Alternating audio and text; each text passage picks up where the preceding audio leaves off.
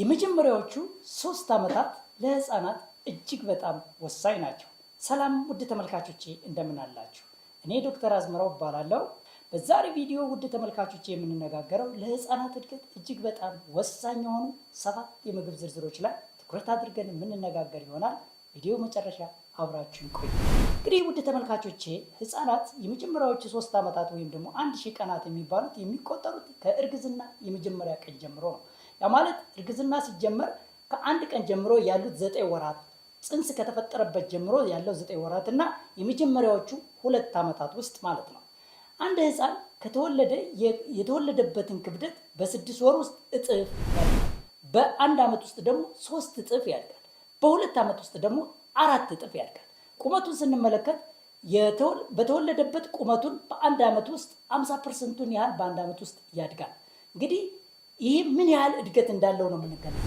የአንድ ህፃን ሲወለድ የአጠቃላይ የአእምሮ እድገቱን የጭንቅላት እድገቱንም ስንመለከት በመጀመሪያ በአማካይ 35 ሴንቲሜትር የጭንቅላት ዙሪያው ስፋት ወይም ደግሞ አጠቃላይ ቢሆን በአንድ ዓመት ውስጥ 47 ሴንቲሜትር ድረስ ያድጋል። በ2 ዓመት ውስጥ ደግሞ እስከ 50 ሴንቲሜትር። ስለዚህ በመጀመሪያዎቹ 2 ዓመታት ምን ያህል የተፋጠነ እድገት እንዳለው መገንዘብ ያስፈልጋል። ስለዚህ ለህፃናት በእነዚህ ወቅት በተለይ መጀመሪያዎቹ 3 ዓመታት የምናደርግላቸው የትኛውም እንክብካቤ መጪ ህይወታቸውን ወይም ደግሞ አጠቃላይ በህይወታቸው ሊደርሱበት ያለውን ነገር ይወስናል። እነዚህ መሰረታዊ ነገሮች እንግዲህ አንዱ ምግብ ነው ብለናል። ስለዚህ በዛሬ ቪዲዮ ለህፃናት እድገት በጣም ወሳኝ የሆኑትን 7 ምግብ ዝርዝሮችን በሳይንስ በተደገፈና መረጃን መሰረት አድርጌ ለእናንተ ማቀርብላችሁ ይሆናል ማለት ነው። እንግዲህ የተመጣጠነ ምግብ ለህፃናት ማግኘት በጣም ወሳኝ ነው። ለአእምሯቸው እድገት በጣም ወሳኝ ነው። አካላዊ ብቃት፣ በሽታ የመከላከል እድገት፣ ጠቅላላ የሰውነት ጤንነታቸውን ጠብቆ እንዲያድጉ ወሳኝ መሆኑ ምንም የሚያጠራጥር ነገር የለውም። ስለዚህ ውድ ተመልካቾቼ በመጀመሪያ ደረጃ ለህፃናት እድገት ወሳኝ ከሆኑት የምግብ ዝርዝሮች ውስጥ አንዱ ስጋ ነው። እንግዲህ ስጋ ከፍተኛ የሆነ ጥራት ያለው ፕሮቲን አለው፣ በውስጡ አይረን አለው። የሰውነት እድገታቸው እንግዲህ ፕሮቲን ለህፃናት እድገት በጣም ወሳኝ ከሚባሉት ነው። ስለዚህ ከፍተኛ የሆነ ገንቢ ያስፈልጋቸው ሰውነታቸው የተፋጠነ እድገት የሚያስመዘግብበት ስለሆነ ስለዚህ ለገንቢ ምንጭ በጣም ወሳኝ የሆኑ ምግቦችን እንደ ስጋ ማካተት በጣም ወሳኝ ነው። ስለዚህ አንዱ የምታካትቱት እንግዲህ ስጋ ነው። በአንጻሩ እንዴት እንጠቀም ካላችሁ ደግሞ ብዙ ጊዜ ከ6 ወር ጀምሮ በደንብ የበሰለ ወይም የተፈጨ ስጋ ልትሰጧቸው ትችላላችሁ። ስለዚህ አንዱ የምታካትቱት የስጋ ተዋጽኦችና ስጋ እንግዲህ በብዙ የዶሮ ስጋ ሊሆን ይችላል፣ የተለያዩ የስጋ ዘሮች አሉ። እነሱን ማካተት አንድ ወሳኝ ይሆናል። በሁለተኛ ደረጃ እንቁላል። እንግዲህ እንቁላል በጣም ፐርፌክት የሚባል ለህፃናት እጅግ በጣም ወሳኝ የሚባል ምግብ ነው። በውስጡ ኮሊን የምንለው ንጥረ ነገር አለው። ይሄ ኮሊን የምንለው ለአእምሮ እድገት በጣም ወሳኝ ነው። እንግዲህ የህፃናት አእምሮ በመጀመሪያዎቹ 2 ዓመታት ምን ያህል በተፋጠነ ሁኔታ እንደሚያድግ ተነጋግረናል።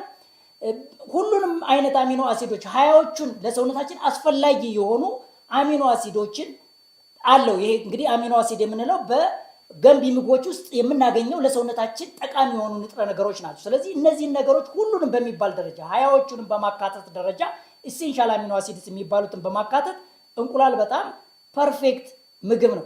እንዲሁም የቫይታሚን ኤ፣ የቫይታሚን ዲ፣ ቫይታሚን ኢ፣ ቫይታሚን ኬ የምንላቸው በጣም እነዚህ ለሰውነታችን ጠቃሚ የሆኑ ንጥረ ነገሮችንም በማካተት እንግዲህ እንቁላል አይታማም። ስለዚህ እንቁላልን በጣም ወሳኝ ምግብ ነው። በዚህ ይህንን ታካትታላችሁ።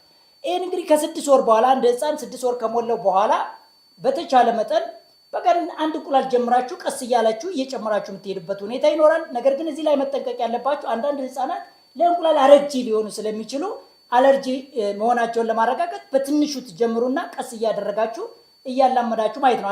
ለእንቁላል አለርጂ የሆኑ ህፃናት ሊኖሩ ስለሚችሉ ከዚህ ሁለተኛ በጣም የምታካትቱት ምግብ እንግዲህ እንቁላል ነው ማለት ነው። በሶስተኛ ደረጃ ወተትና የወተት ተዋጽኦዎች ናቸው። እነዚህ ወተትና የወተት ተዋጽኦዎች ፕሮቲን ይዘት አላቸው። የካልሲየም ለአጥንታቸው ለጥርሳቸው ጥንካሬ በጣም ወሳኝ የሆኑት እንደ ካልሲየም እና ሌሎች አስፈላጊ ማዕድናትን የያዘ ነው። ይህን እንግዲህ ከ6 ወር ጀምሮ እንግዲህ እስከ 6 ወር በተቻለ መጠን የናጡት ብቻ ነው እንዲጠቡ የምናደርገው። ከ6 ወር በኋላ ግን እነዚህን እንደ እርጎ የመሳሰሉትና የፎርሙላ ወተቶችን ማካተት በጣም ወሳኝ ይሆናል። ስለዚህ የወተትና የወተት ተዋጽኦቹ ሌሎች ወሳኝ ነገሮች። እዚህ ላይ ግን መጠንቀቅ ያለባችሁ የላም ወተትን እስከ 1 ዓመት ድረስ መጀመር የለባችሁ። ምክንያቱም የላም ወተት አንደኛ በውስጡ ያለው የአይረን ይዘት ዝቅተኛ ስለሆነ አንዳንዶችን ለደም ማነስ ሊያስከትልባቸው የሚችልበት ሁኔታ አለ። ሁለተኛ አንዳንዶቹ ደግሞ የላም ወተትን በተለይ 1 ዓመት ያልሞላው ህፃን አንጀቱ የማይችልበት ሁኔታ ነው እና የአንጀት መቆጣት ሊያስከትል የሚችልበት ሁኔታ ስላለ በተቻለ መጠን የላም ወተትን ከ1 ዓመት በኋላ ነው መጀመር ያለባችሁ። ከዚህ ውጭ ግን የፎርሙላ ወተቶችን እንደ እርጎና የመሳሰሉትን ነገሮች ላይ ግን እንግዲህ እርጎና ወተት የተለያየ ስለሆነ ነው ከ6 ወር ጀምሮ መጀመር የምትችሉበት ሁኔታ ይኖራል። ስለዚህ የወተትና የወተት ተዋጽኦች ደግሞ በጣም ወሳኝ ናቸው ማለት ነው። በአራተኛ ደረጃ የባቄላ፣ አተር፣ ምስር እነዚህ ምንድነው የፕሮቲን ይዘታቸው ከፍተኛ ናቸው እና የፋይበር ይዘታቸው ከፍተኛ ነው። አይረን አላቸው። ስለዚህ እነዚህን በደንብ እስኪበስሉ እስኪለሰልሱ ድረስ በደንብ ታበስሏቸውና ለትንንሽ ህፃናት ደግሞ ፈጭቶ ማዘጋጀት ይቻላል። በዚህ መልክ መስጠት ትችላላችሁ። በተለይ አንዳንዴ ከኢኮኖሚ አንፃር ሁልጊዜ እንደ ስጋ እንደ እንቁላል ያሉትን ነገሮች ለማካተት የምትቸገሩ ከሆነ እነዚህንም የፕሮቲን ወይ የገንቢ ምንጮች ለማድረግ የምትችሉበት ሁኔታ ይኖራል ማለት። ስለዚህ በአራተኛ ደረጃ የባቄላ፣ አተርና የምስር ምግቦችን በፈጭታችሁ በደንብ አለስልሳችሁ ለህፃናት እንዲመች አድርጋችሁ መስጠት ለህፃናት እድገት በጣም ወሳኝ ነው። በአምስተኛ ደረጃ የጤናማ ቅባቶች ናቸው። እነዚህ ጤናማ ቅባቶች እንደ አቮካዶ፣ የወይራ ዘይት፣ ኦሊቭ ኦይል፣ የአሳ ዘይት የምንላቸው እነዚህ ለአንጎላቸው እድገት በጣም ወሳኝ ነው። አንጎላቸው እንግዲህ በፈጣን ሁኔታ የሚያድግበት ሁኔታ ይሄ አንጎላቸው ደግሞ እንግዲህ በተሟላ ሁኔታ ማደጉ ምንድነው ነገ የመማር ችሎታቸውን አጠቃላይ ህይወታቸውን የሚወስን ነገር ስለሆነ እነዚህን ደግሞ ጤናማ የሆኑ ቅባቶችን ማካተት ይኖርባቸዋል። አጠቃላይ ለህፃናት እድገት 4 መሰረታዊ ነገሮች ሊያስፈልጉ ይችላሉ። ገንቢ ምግቦች፣ የቅባት ምግቦች፣ ቫይታሚኖች፣ ማዕድናትና ሌሎች ትሬስ የምንላቸው ኤሌመንቶች። ስለዚህ እነዚህን የሚያካትቱ ምግቦች ናቸው አሁን እያቀረብኩላችሁ ያለሁት። ኦሜጋ 3 ወይም ደግሞ ዲኤችኤ የምንለው ለአእምሯቸው እድገት በጣም ወሳኝ የሆኑት እነዚህ ከጤናማ ቅባቶች ውስጥ ነው የምናገኘው። እንደ አቮካዶ፣ የወይራ ዘይት፣ የለውዝ በዱቄት ወይ በቅቤ መልክ ሊዘጋጅ ይችላል። እንዲሁም የአሳ ዘይቶች እነዚህን በምግብ ውስጥ እንድታካትቷቸው ማድረግ ከ6 ወር በኋላ ብትጀምሩላቸው እንግዲህ ለአእምሯቸው እድገት አስፈላጊ የሆነውን ነገር ታካትታላችሁ ማለት ነው። በስድስተኛ ደረጃ የፍራፍሬ ምግቦች ናቸው። እንግዲህ በሽታ የመከላከል አቅማቸውን ህፃናት ተደጋጋሚ ጊዜ የሚታመሙባቸው ከሆነ እንደ ጉንፋን ለምናምን የሚጋለጥ አንዳንዴ የሰውነት የመከላከል አቅማቸው ዝቅ ስለሚል ነው። ህፃናትና ሽማግሌዎች የእድሜያቸው ከፍ ያሉ ሰዎች በሽታ የመከላከል አቅማቸው ዝቅ ያለ ነው። በዚህ ምክንያት ተደጋጋሚ ጊዜ ይታመማሉ። ስለዚህ የበሽታ የመከላከል አቅማቸውን ለመጨመር ደግሞ የአትክልትና ፍራፍሬ ምግቦችን ማካተት ጥሩ ነው። እነዚህ ምግቦች በቫይታሚን በማዕድናት እና አንቲኦክሲደንት የምንላቸው የበለጸጉ ስለሆኑ እነዚህ ምግቦች እንግዲህ በምግባችሁ ውስጥ በሚመቻቸው መልኩ ከ6 ወር በኋላ ማካተት ትችላላችሁ። ለምሳሌ እንደ ካሮት፣ ስፒናች፣ ብርቱካን፣ ስኳር ድንች፣ ሙዝ፣ አፕል፣ ማንጎ የመሳሰሉትን ነገሮች በሚመቻቸው መልኩ አካታችሁ እንግዲህ የተለያየ ቀለማት ያላቸውን ፍራፍሬዎች ደግሞ ልታካትቱላቸው ትችላላችሁ። ጥሩ የመጨረሻውና ለህፃናት ደግሞ እጅግ ወሳኝ የሆነው ሁልጊዜም መረሳት የሌለበት የእናት ጡት ወተት ነው። የእናት ጡት ወተት እንግዲህ ሁሉንም ምግብ አይነቶች ያሟላ ነው። እንደውም የመጀመሪያ ክትባት ነው።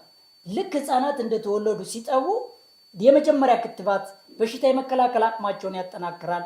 አጠቃላይ ደግሞ የጤንነታቸውን ሁኔታ የሚያስተካክል ነው። ስለዚህ በተቻለ መጠን የመጀመሪያዎቹ 6 ወራት ምንም ነገር ተጨማሪ ነገር ሳይሰጣቸው የእናት ጡት ወተት በቂ ነው። ብዙ እናቶች የማይበቃቸው ይመስላቸዋል። የኔ ጡት አነስተኛ ነው። ሁሉም እናቶች ለልጆቻቸው የሚሆን በቂ ወተት መጠን አላቸው። ስለዚህ በቂ ነው። ለ6 ወር በቂ ስለሆነ ምንም ተጨማሪ ነገር ሳይሰጣቸው የእናት ጡት ብቻ ወተት መስጠት አስፈላጊ ነው። የእናት ጡት ወተት ለህፃናት ወሳኝ መሆኑን በጣም ብዙ ሰው መገንዘብ አለበት። አንዳንዱ ሰው ወዲያው እንትን ካለው ወተት የለውም ጡቴ ላይ እንትን አለ በማለት ብዙ ጊዜ ቶሎ ብሎ ወደ ጣሳ ወተት የመሄድ ሁኔታ አለ። ይህ በእውነት ትክክል አይደለም። የመጀመሪያ ለህፃናት የሚያስፈልጋቸው የእናት ጡት ወተት ነው። ሁሉንም አይነት ምግቦች ንጥረ ነገሮች ያሟላ ስለሆነ በመጀመሪያዎቹ 6 ወር የእናት ጡት ወተት ብቻ ትሰጣላችሁ። ከዛ በኋላ እንደ ሁኔታው እስከ 2 ዓመት ድረስ ከተጨማሪ ምግብ ጋር መውሰዳቸው ጠቃሚ ነው። በጣም ጥሩ ውድ ተመልካቾች፣ በዛሬ ቪዲዮ እንግዲህ ለህፃናት እድገት በጣም ወሳኝ የሆኑ 7 የምግብ ዝርዝሮች ላይ ተነጋግረናል። በቀጣይ ደግሞ ለጤና ጎጂ የሆኑ ለህፃናት አእምሮ ጎጂ የሆኑ 5 የምግብ ዝርዝሮችን በቀጣይ ቪዲዮ ማቀርብላችሁ ይሆናል። እኔ ዶክተር አዝመራው እባላለሁ። ቻናል አዲስ ይሆናችሁ ሰብስክራይብ በማድረግ ቤተሰቡ ነው። ቪዲዮውን ከወደዳችሁት ደግሞ ላይክ አድርጉ። ይጠቅማል ብላችሁ ላሰፋችሁ ደግሞ ሼር አድርጉላችሁ። በቀጣይ በሌላ ቪዲዮ እስክንገናኝ ድረስ ሰላምና ጤና ከእናንተ ጋር ይሁን።